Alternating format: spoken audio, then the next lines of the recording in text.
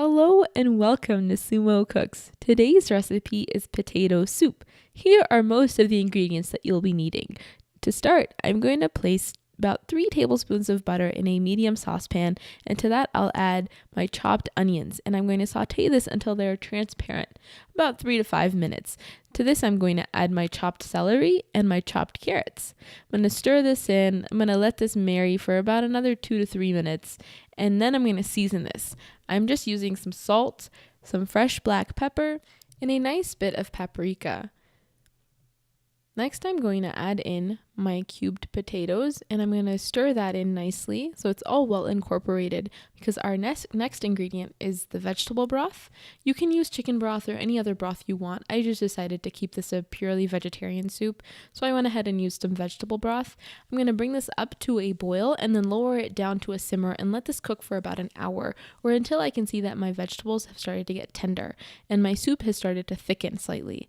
At this point, I'm going to put in a cup of milk. I used whole milk. You can use whatever kind of milk you like.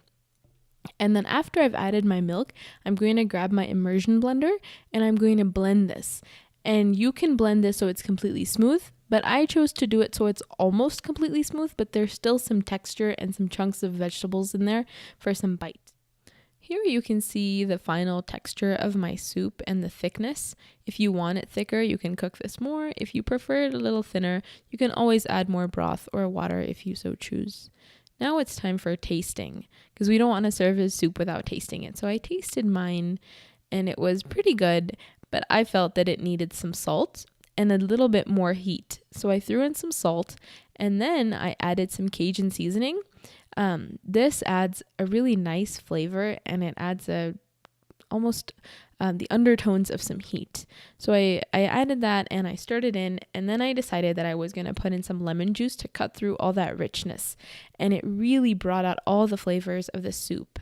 And to serve, I topped my soup with some homemade croutons, which will be in an upcoming video, so stick around for that, and some freshly grated Parmesan cheese. So please try this out and let us know what you think, and don't forget to subscribe.